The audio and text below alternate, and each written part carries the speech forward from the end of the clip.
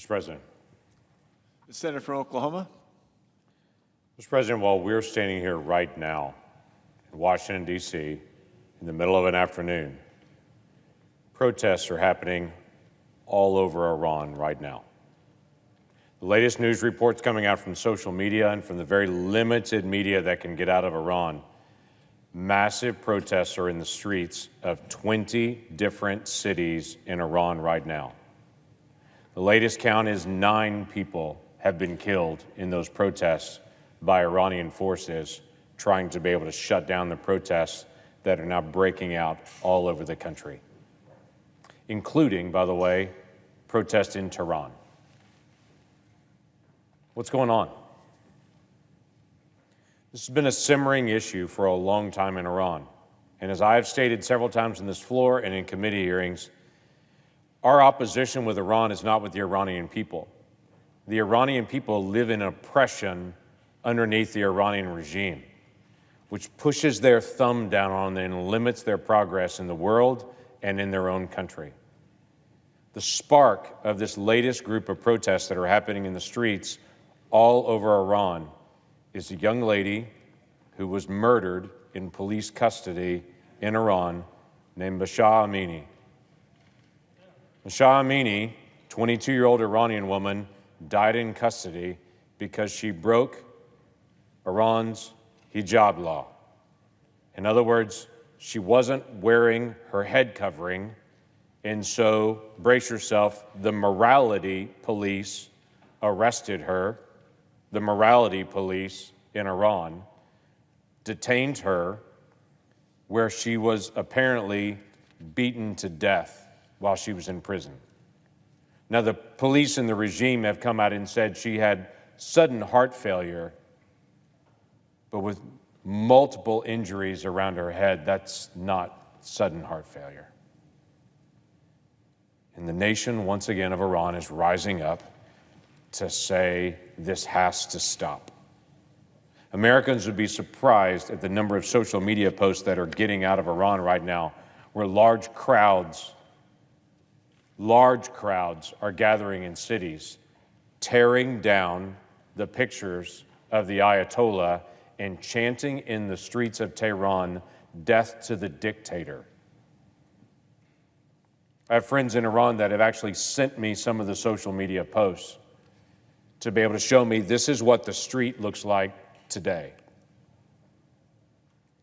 This is breaking out across Iran. Now, what's interesting is at the same time, the president of Iran has been allowed to be able to come into the United States to be at the UN General Assembly, to be able to speak out for the regime's benefit to the rest of the world. It will be a remarkable side-by-side of what's happening in Iran on the streets right now and the Iranian leadership at the UN General Assembly. At this same moment as well, Iran is working with Russia and has delivered hundreds of unmanned aerial vehicles that are weaponized, little kamikaze drones that are literally taking out Ukrainian artillery right now in the field in Ukraine. Because the Iranians haven't just supplied these weaponized drones to Russia, they brought Russian leaders into Iran to be able to train them on how to be able to attack Ukraine with these weapons. Right now, as well, the Russians are calling up additional reservists to be able to fight the Ukrainians and to be able to continue to take the fight to them. Protests are also erupting in Russia right now from Russian moms that are furious that their husbands and their sons are being called up to be able to fight in Ukraine to replace the thousands of casualties that Russia has suffered in Ukraine. Now, why do I connect the dots on all of these? What's happening in Iran on the streets? What's happening on the streets in Russia? What's happening right now in Ukraine? Because in the middle of that moment internationally that's happening, the United States government has partnered with Russian diplomats to negotiate with Iran a restart of the nuclear deal with them. I can't make this up. So the United States is using Russia as its proxy to negotiate with Iran to be able to restart a nuclear negotiation with them. Listen, the JCPOA, this nuclear deal as it's commonly called, that was put in place in 2015, was then set aside to say it is not accomplishing its purposes. In 2015, when it was put in place, let's just review real quick what happened in the days after that. Planefuls, literal planefuls with pallets loaded with cash were sent to Iran as soon as this deal was signed. It was a government suddenly flushed with cash. How did that regime use that cash? They bought munitions to be able to fight against Americans in Iraq. From 2015 to 2017, that period immediately after the JCPOA was signed and planefuls of cash were sent to them, munitions fired against American troops in Iraq increased 341%. During that same time period, terrorist incidents increased 183%. There were 58 incidents involving Iranian vessels in the Gulf that put American troops at risk. Iran used its money not to be able to help the Iranian people, but to attack us and to attack our allies. Our nation withdrew from this nuclear negotiation 4 years ago. After that happened, Iran's exports of crude oil declined by more than 2 million barrels a day, cutting off a major supply of money into the regime. Iran's defense budget was then cut 28% because of those revenue shortfalls. Iran's currency lost 70% of its value as the pressure was applied to Iran to actually join into nations around the world, to actually become a nation like the rest of the world.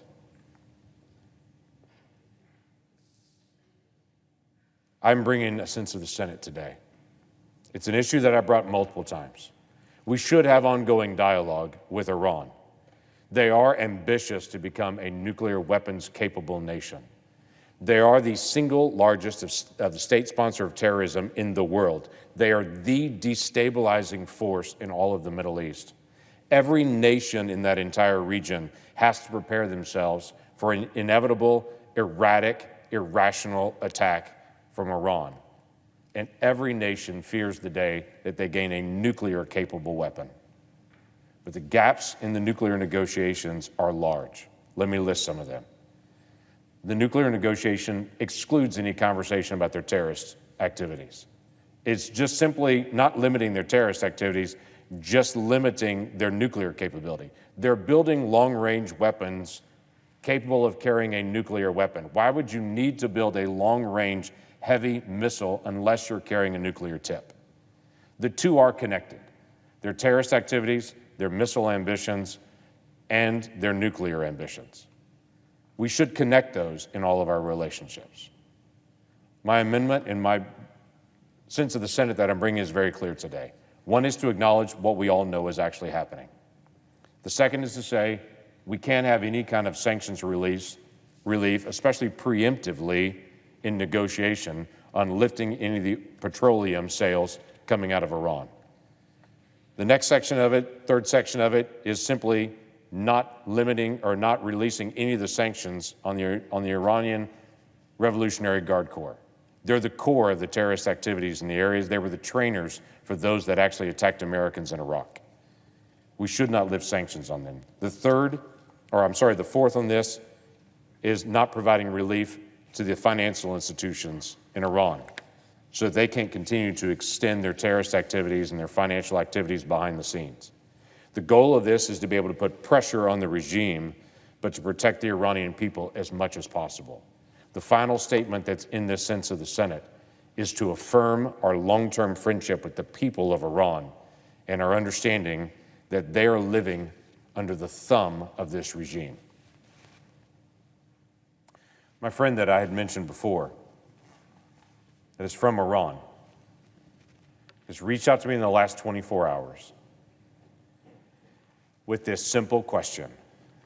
The Iranian people are on the streets trying to gain their freedom, trying to be able to speak and live their faith as they choose to. And here's this question: what are the Americans going to do to stand with us? That is a fair question for this body. The Iranian people that are begging for their own freedom do not want the American response to be sending cash to the regime so they can oppress their people more, or lifting the sanctions at this moment so that the regime can continue to advance its terrorist activities, or just disengaging from its missile ambitions that destabilizes the region, or to continue to be able to use Russia as a proxy for the United States of America, while Russia is literally using Iranian drones to attack the Ukrainians. Let's speak with a clear voice to the Iranian people on the streets. They want to hear the United States say, we stand with your passion for freedom, not we stand with the regime and what they're trying to do to you. So, saying all that, as if in legislative session, I ask unanimous consent that the Committee on Banking, Housing, and Urban Affairs be discharged from further consideration of S. 1950 and the Senate proceed to its immediate consideration. I ask further that the bill be considered read a third time and passed, and that the motion to reconsider be considered made and laid upon the table. Is there objection? Mr. President. The senator from Connecticut. Mr. President, reserving the right to object, I have such respect for my colleague from Oklahoma. We are often on the same side of issues related to matters of national security in the Middle East, but I disagree with his analysis that he's presented here today. Let me make just a remark or two about his immediate request, and then make a few remarks about the broader work to try to protect the world from a nuclear weapons-armed Iran. First, as I understand it, and I've just had a few days to take a look at the underlying legislation, it would significantly remove the administration's discretion to waive sanctions or to enter into certain oil sales or authorize business with Iranian financial institutions, in that only a treaty entered into by the United States would provide that authority to the administration.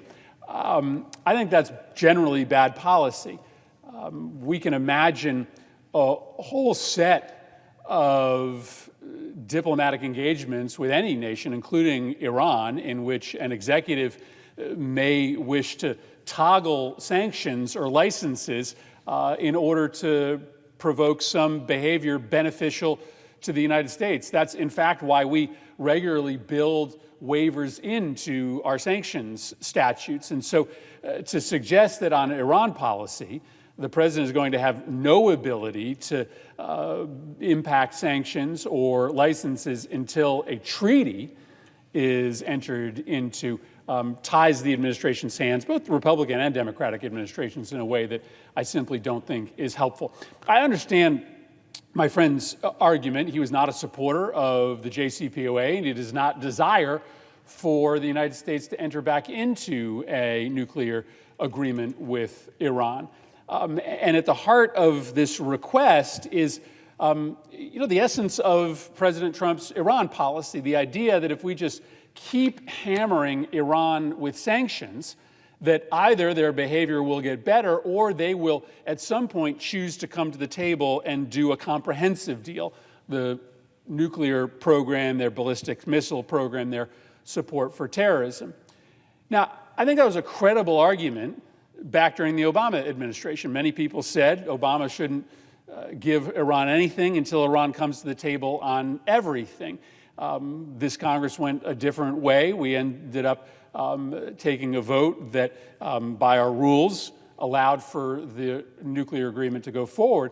But we now have the benefit of the opposition's argument to the JCPOA having been tested for 4 years. Trump basically took that philosophy, keep sanctioning Iran, Don't worry about the fact that it's unilateral and eventually Iran will come to the table on everything. He tested that for 4 years, and it was an unmitigated disaster. An unmitigated disaster. Not only did Iran not come to the table on everything, they came to the table on nothing. Their behavior in the region got much worse and much more adversarial to U.S. interests. Just look at the reality on the ground in a place like Lebanon or Yemen or Iraq or Syria. At the end of Trump's term, did Iran have more or less influence in those places? Unquestionably more integrated with the Houthis. By the end of Trump's term, they were in charge of the Lebanese government. There was less separation between the Iraqi power structure and Tehran. At the end of that 4-year period of time, testing maximum pressure, Iran was more deeply involved with its proxies than ever before. They were not negotiating with the United States on any of the conditions that the Trump administration laid down for us, and they were shooting at us. Not a single attack on U.S. service members by Iranian proxies while the United States was in the JCPOA. Let me say it again. Not a single attack on U.S. service members by Iranian proxies when the United States was in the JCPOA. They occur with regularity today. Attacks against U.S. forces housed in bases in Iraq and Syria restarted once we withdrew from the deal. And this year alone, there have been attacks in February, March, April, May, June, July, and August. And so I'm not sure why we have to do a lot of guessing now as to whether we're better off with or without a nuclear agreement with Iran. Because here's what we got from maximum pressure. American troops under fire, more support for proxies, no hopes of negotiation, and the icing on the cake, an Iranian nuclear program that is now weeks away from having enough fissile material to produce a nuclear weapon. Compare that with a year away during the time of the agreement. So we tested this theory that you just hit them with sanctions, and eventually they capitulate.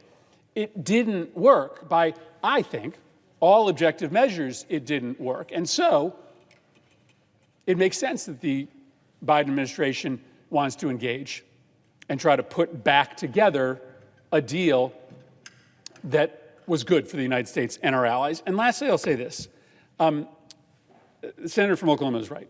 The Iranians are bad people. We just see what they're doing right now on the streets of Tehran, brutally repressing another wave of protest. We listened to what the president said on TV just this week, denying the Holocaust. These are our adversaries. This is an enemy. But all throughout American history, we've understood that there are times when it makes sense to sit down across the table with your enemy and your adversary and engage in a diplomatic conversation that's good for you and good for the world. It is true. If Iran was further away from a nuclear weapon, it'd be good for us, and it'd be good for other countries in the world, including Russia, which is why Russia is sometimes part of these negotiations. But I don't know that because something's good for everybody, it shouldn't be acceptable to the United States Congress. And so I'm going to object to this request because I believe that the JCPOA is the right thing for the security of this nation, because I believe in diplomacy, even with your adversaries, because I think we have tested the proposition that maximum pressure will work better than a nuclear agreement, and we now know the results. And I also believe that some of the details of this resolution ultimately bind the hands of American presidents in a way that probably isn't good precedent for the long-term security of the nation. So again, I think my colleague comes to the floor with good faith objections and long-standing objections. I come down in a different place, and for that reason, I would object. Objection is heard. Mr. President. Senator from Oklahoma. Mr. President, I appreciate my colleague. We have a lot of agreements in areas in Lebanon and other areas in the region that we work diligently together to be able to resolve very, very difficult areas in this region. But I do want to say facts are stubborn things. When my colleague makes the statement that we can see what happened during the time of the JCPOA and we can see what happened during the time of sanctions, I'm welcome to be able to look at those facts. During the time of the JCPOA, as I mentioned before, from 2015 to 2017, munitions fired against American troops in Iraq increased 341%. Many of those munitions were Iranian provided. So to be able to say that there were no attacks on Americans during the JCPOA is just factually not correct. I can take you to a multitude of members of the United States military that will speak specifically of munitions that were fired on them and all kinds of improvised explosive devices created by the Iranian Revolutionary Guard Corps and shipped into Iraq to be able to attack us specifically during that time period. So it's just not factually correct. There were no attacks on Americans while the JCPOA was there. In fact, all the folks that look at these issues saw that terrorism increased 183% during that time period. During the time of the sanctions, Iran suffered real consequences in their economy, including a dramatic drop in their own defense spending by 28% during that time period. I received a personal outreach from an individual who's a leader in Lebanon, which my colleague and I both know well, that reached out to me personally and said, whatever the United States is doing right now to cut off funding to Iran, keep doing it, because it's also cutting off funding to Hezbollah in Lebanon. They're not getting their paychecks right now, and that's helping the stability of our government. So there was a real effect during that time period. We can discuss strategic aspects of which one's more effective, the agreement or the heavier sanctions, but we can't just ignore and say there was no benefit during that time period of the last several years on the pressure that was put on Iran during this time period. The fact still remains, the people of Iran are asking the question. They are on the streets chanting for freedom. What is the Senate going to do to stand with them? And currently, it's nothing. I'd like for it to be something to stand with the people of Iran as they speak out against a repressive regime that they're under the thumb of. With that, I yield the floor. And